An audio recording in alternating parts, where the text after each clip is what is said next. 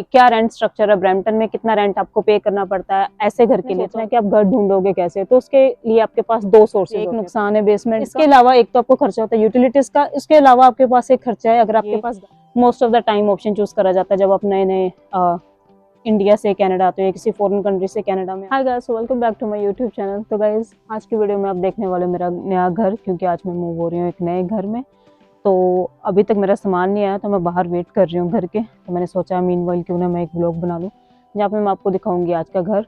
और right now Brampton में अभी दो चीज़ें हॉट टॉपिक्स हैं, जो कि फर्स्ट है ग्रोसरी।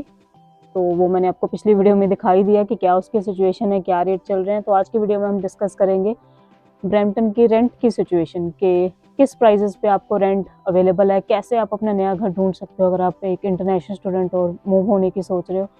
तो क्या उसका प्रोसीजर है, क्या उसका रेंट होएगा, क्या रेंट स्ट्रक्चर है, क्या क्या चीज़ें आपको देखनी चाहिए लेने से पहले। तो बहुत सारी चीज़ें हम डिस्कस करेंगे, और कितनी इन्फ्लेशन हुई है, कितना इम्पैक्ट पड़ा है रेंट पे और मॉर्गेजेस पे ब्रैम्पटन की। तो वो सारी चीज़ें हम डिस्कस करेंगे। तो मैं आपको दिखाऊंगी अपना रूम, अपना घर, और कितने का मिला मुझे ये प्राइवेट रूम। वो सारी इन्फॉर्मेशन आज मैं देने वाली हूँ आपको आज के इस ब्लॉग में। तो गाइस जुड़े रहिए। उससे पहले मैं आपको दिखाती हूँ एक बहुत बढ़िया चीज़, क्योंकि अभी मैं घर के बाहर ही बैठी हुई हूँ। तो जैसे कि अभी चल रहा है ऑटम, तो फॉल सीजन के मैं आपको कलर्स दिखाती हूँ। तो ये देखो गाइस कितना ब्यूटीफुल लग रहा है। बस अभी थोड़े दिन तक ही है ये, तो ये जितने भी हरे पत्ते थे वो येलो या रेड में कन्वर्ट हो चुके हैं। तो थोड़ी दिनों में बस ये सब पत्ते फॉल्स के कलर सारे झड़ जाएंगे और फिर आ जाएगी हमारी विंटर्स।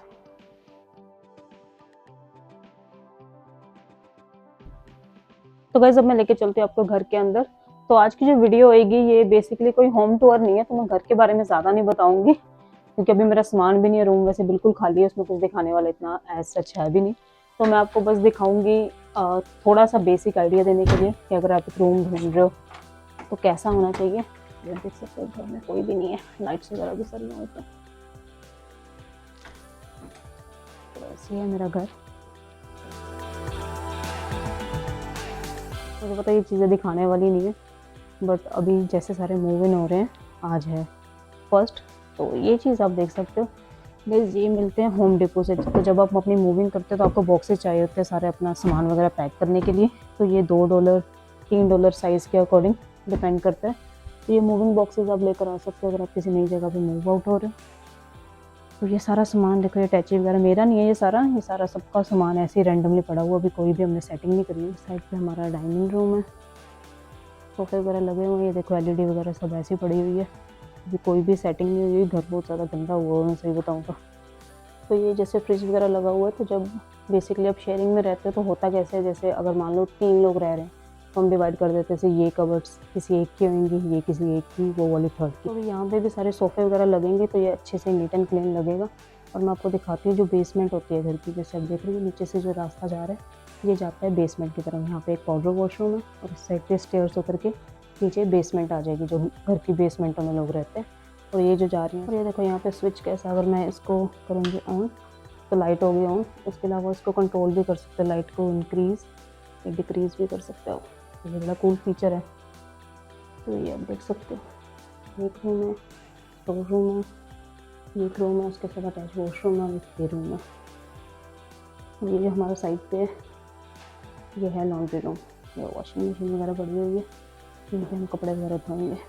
तो वैसे ये मेरा छोटा सा रूम देख सकते हो, भी कुछ खास इतना सामान वगैरह इसमें पड़ा नहीं हुआ।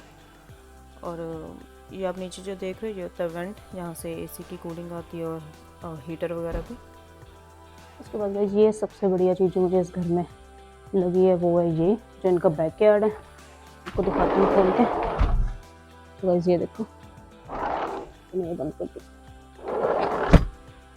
तो गाइस ये देखो, ये है हमारा बैकयार्ड।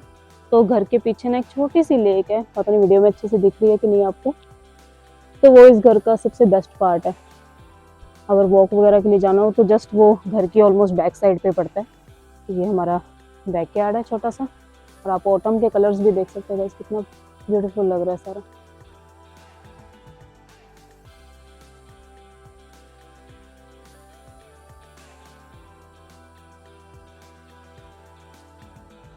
ये तो हमारा हो गया यूज़ करने के लिए। उसके अलावा आप देखो जो बेसमेंट वाले हैं उनकी अलग से इन्होंने एक छोटा सा बैकयार्ड बनाया। तो यूजली ये घरों में नहीं होता, बेसमेंट वाले जो होते हैं उनके पास एक्सेस नहीं होता है बैकयार्ड का, तो जो सिर्फ अपर फ्लोर पे रहते हैं उनके लिए होता है। बट यहाँ पे अलग से रास्ता है। ये नीचे जो आप देख रहे हो ये बेसमेंट है, जिसका अंदर से भी रास्ता जाता है।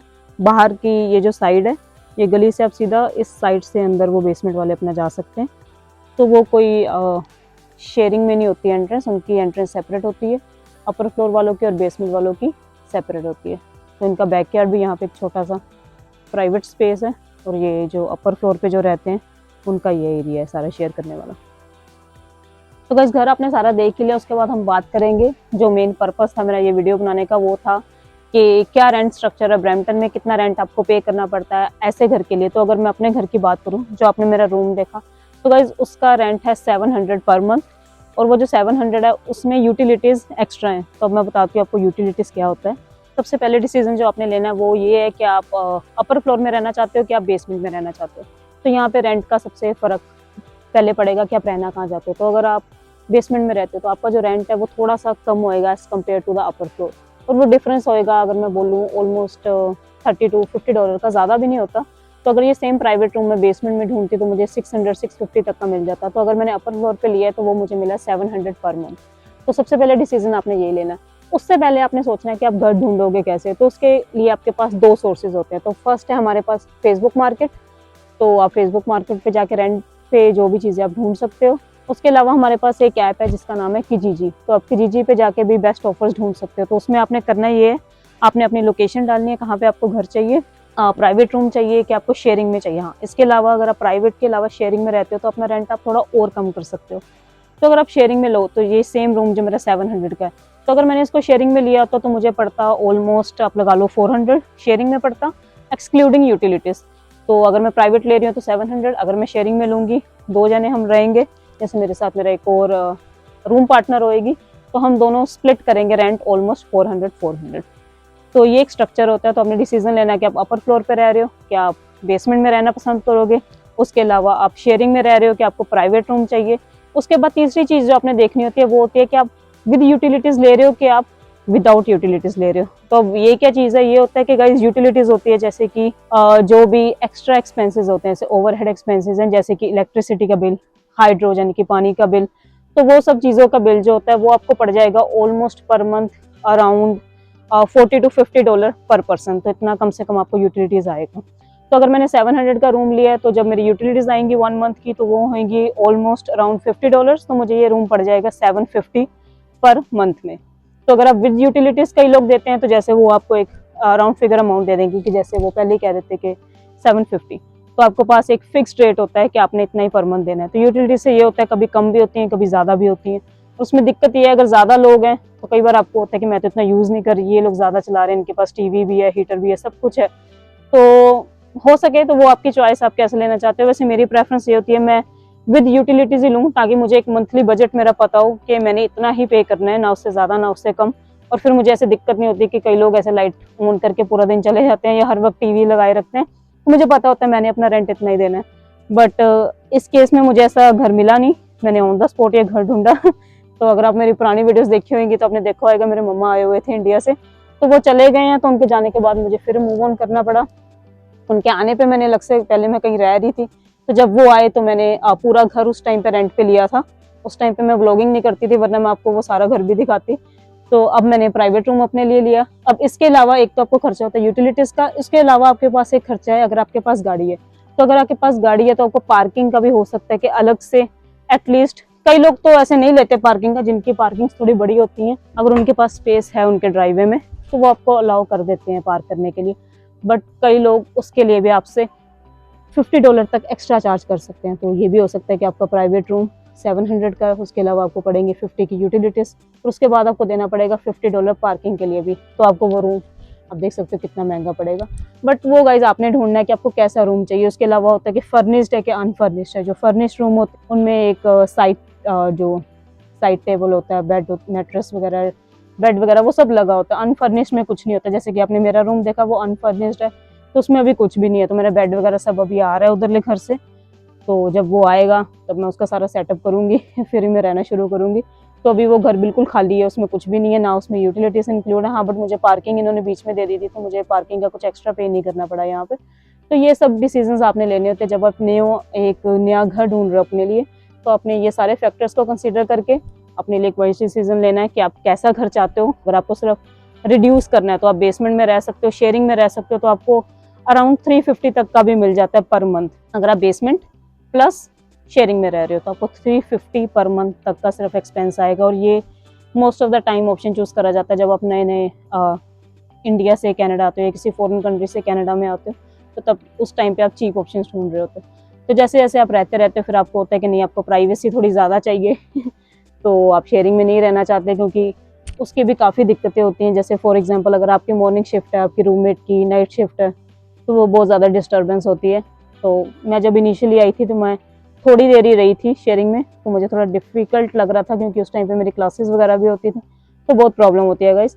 तो प्राइवेट रूम ही बेस्ट रहता है। तो अगर आप बेसमेंट में रहोगे आप $50 थोड़े कम लगा लो, अगर आप अपर फ्लोर पे रह रहे हो तो आपको $50 थोड़े एक्सपेंसिव पड़ेगा, बट उसकी फैसिलिटीज़ ऑफ कोर्स ज़्यादा, आपको ऐसे पैकेट मिल सकता है ओपन एयर में बैठने के लिए, बट बेसमेंट में जो होता है वो अंधेरा काफ़ी रहता है, उस सनलाइट का दिन रात का कुछ पता ही नहीं लगता वहाँ पे। तो बस ये एक नुकसान है बेसमेंट का। तो अगर आप अपर फ्लोर पे रहते हो तो आपको थोड़ा ज़्यादा बेटर फील होता है, ऑफकोर्स जैसे हमें इंडिया में रहने की आदत होती है, तो बेसमेंट में इतना कंफर्टेबल नहीं होता टू बी ऑनेस्ट। उसके अलावा गाइस नेक्स्ट क्वेश्चन जो सबके माइंड में आता है कि कितना आसान है घर ढूंढना ब्रैम्पटन में। तो अगर मैं अपना पर्सनल एक्सपीरियंस बताऊं कि अगर मुझे घर ढूंढना है तो मैं 2 दिन में भी ढूंढ सकती हूँ, मैं 1 दिन में भी शायद ढूंढ सकती हूँ। ब्रैम्पटन में इतनी ज़्यादा अवेलेबिलिटी है। हाँ ये हो सकता है कि आपको महंगा मिलेगा, अगर आप 1 मंथ पहले ही ढूंढना शुरू कर दोगे तो आपको थोड़ा सस्ता मिलेगा, आप ऑन द स्पॉट ढूंढोगे तो हो सकता है आपको थोड़ा महंगा मिले, बट इतना भी कोई फर्क नहीं पड़ता। ब्रैम्पटन में गाइस मैं सच बताऊं, पता क्या हिसाब है, यहाँ पे जितने भी लोग हैं ना जो यहाँ पे पुराने आए हुए हैं, तो मैं जैसे जितने भी इस टाइम पे मैंने 5-6 बार तो घर चेंज करा है, तो मेरा जो पर्सनल एक्सपीरियंस रहा है, जो भी मेरे होम ओनर्स है उनके पास कम से कम 2-3 घर तो होते ही हैं। तो लोगों ने यहाँ पे रेंटल इनकम की तरह घर लिए हुए हैं। एक घर में तो वो रहते रहते जो उन्होंने उसके अलावा 2 या 3 घर लिए हुए हैं, उन्होंने सिर्फ वो उस पर्पस के लिए लिया है कि उनको रेंट से इनकम आए। तो अब देखो अगर आपके पास ये जो घर है, फॉर एग्जाम्पल अगर मैं इसी की एग्जाम्पल लूँ, तो अगर आपने ऐसा घर बाय करना है तो आपको अराउंड 1.2 मिलियन तक का मिलेगा। 1 million is 10 lakh in India.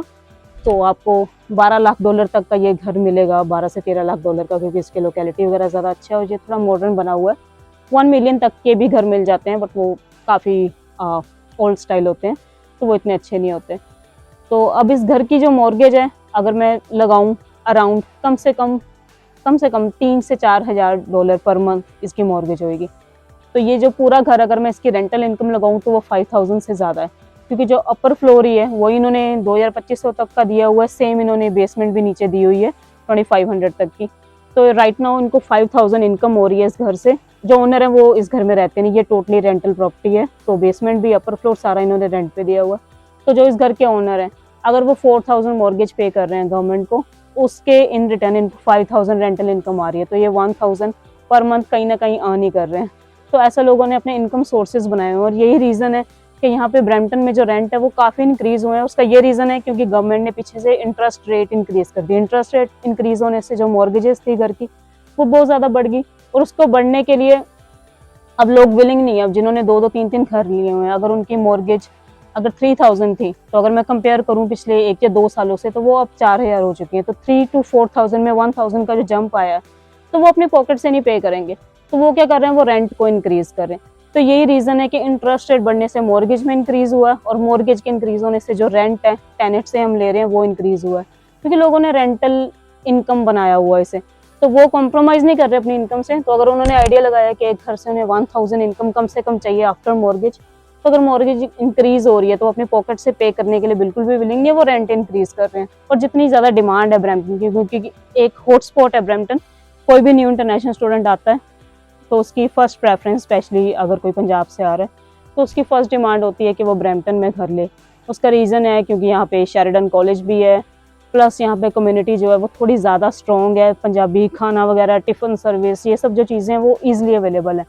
But ये रेंटल प्रॉपर्टी के चक्कर में यहाँ पे रेंट बहुत ज़्यादा है, नॉर्मल प्लेसेस में इतने नहीं है। हाँ मतलब है, इन्फ्लेशन हर जगह पे है, ऐसा नहीं मैं कहूँगी कि सिर्फ ब्रैम्पटन में ही है, हर जगह पे है, बट ब्रैम्पटन में थोड़ी सी ज़्यादा है। और उसके अलावा बट गाइज इसका एक ये बेनिफिट भी है, अगर आप ब्रैम्पटन में रहते हो तो आपको जो रेंट के लिए रूम चाहिए वो आपको बहुत ईजिली मिल जाते हैं। जैसे मैंने आपको बताया कि लोगों ने 2-2 3-3 प्रॉपर्टीज ली हैं, उन्होंने रेंट पे दी हुई हैं। तो उसके कारण क्या है, अवेलेबिलिटी भी उतनी ज़्यादा, अगर सप्लाई ज़्यादा है तो डिमांड भी देखो ज़्यादा है, दोनों चीज़ें ही ज़्यादा हैं। तो अभी भी अगर मैं फेसबुक मार्केट पर सर्च करूँ या कि जीजी की ऐप पे सर्च करूँ a private room near me या इन ब्रैम्पटन, तो मुझे काफ़ी ऑप्शन शो हो जाएंगे जो अवेलेबल है रेंट के लिए, राइट। तो ये एक बेनिफिट भी है कि अगर आप ब्रैम्पटन में आ रहे हो, बड़ा ईजिली अपना जो घर है, फर्स्ट होम है जो आपका रेंट पे आप लेना चाहते हो रूम, वो आपको बहुत ईजिली मिल जाएगा। ऐसा नहीं है कि आपको स्ट्रगल करना पड़ेगा उस चीज़ के लिए, बहुत ईजिली मिल जाएगा। हाँ, रेंट कंपैरेटिवली थोड़े से ज़्यादा है, बट वो आपकी चॉइस है, राइट।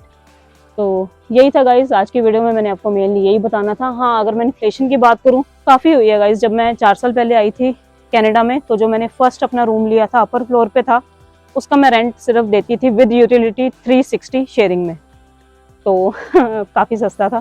तो ऑलमोस्ट $100 तो इंक्रीज हो ही चुका है रेंट का, अगर मैं कंपेयर करूँ पिछले 2 सालों में। तो ये जो प्राइवेट रूम मुझे आज 700 का मिला है प्लस यूटिलिटीज़, तो अगर मैं अपने 4 साल पीछे चले जाऊँ तो ये सेम रूम मुझे मिल जाता $400 या $500 तक का। तो आप देख सकते हो, हाँ, काफ़ी इंक्रीज हुआ इन्फ्लेशन का। तो इतनी इनकम लोगों की इंक्रीज नहीं हुई पिछले 2 सालों में जितने ग्रोसरीज के बिल इंक्रीज हुए हैं, जितने उनकी ये जो रेंट पे हम कर रहे हैं वो ज़्यादा हुए हैं। तो काफ़ी फैक्टर्स है गाइस कंसीडर करने वाले। I hope mortgages interest rate down हो थोड़े से, तो जिससे इनके मॉर्गेजेस डाउन हो, रेंट भी अल्टीमेटली थोड़े डिक्रीज हो जाएं, ताकि जो न्यू स्टूडेंट्स आ रहे हैं, इंटरनेशनल स्टूडेंट्स, उनके लिए थोड़ा ईजी रहे अपना घर फाइंड आउट करना। तो गाइज यही थी आज की वीडियो। मैंने घर का ज़्यादा नहीं दिखाया क्योंकि घर में अभी कुछ था ही नहीं गाइज, और बाकी अभी मुझे था कि रूम में कोई हो ना, प्लस मेरे रूम में अभी कुछ था ही नहीं, वो बस खाली पड़ा था। तो मेरा मेन आइडिया यही था कि मैं आपको दिखाऊं कि कैसा रूम मिल सकता है आपको और कितना उसका रेंट होएगा। और गाइज मेरे ग्रोसरीज और ये रेंट इन ब्रैम्पटन के साथ अगर ऐसा कोई और भी टॉपिक है जिस पे आप चाहते हो कि मैं वीडियो बनाऊं, आपको ज़्यादा से ज़्यादा इन्फॉर्मेशन शेयर करूं, so please let me know in the comment section. तो मैं नेक्स्ट वीडियो अपनी उसके ऊपर ज़रूर बनाऊंगी। आई होप आपको आज की वीडियो अच्छी लगी हो, इन्फॉर्मेटिव लगी हो। तो अगर आपको वीडियो अच्छी लगी तो गाइज वीडियो को लाइक ज़रूर करना, कमेंट करके बताना और ज़्यादा से ज़्यादा शेयर करना उन लोगों के साथ जो आना चाहते हैं ब्रैम्पटन में, या जिनको थोड़ी सी टेंशन है कि घर मिलेंगे नहीं तो कितने का रेंट मिलेगा, अपना बजट उस हिसाब से बनाने के लिए। And thanks for watching guys, I will see you in the next video.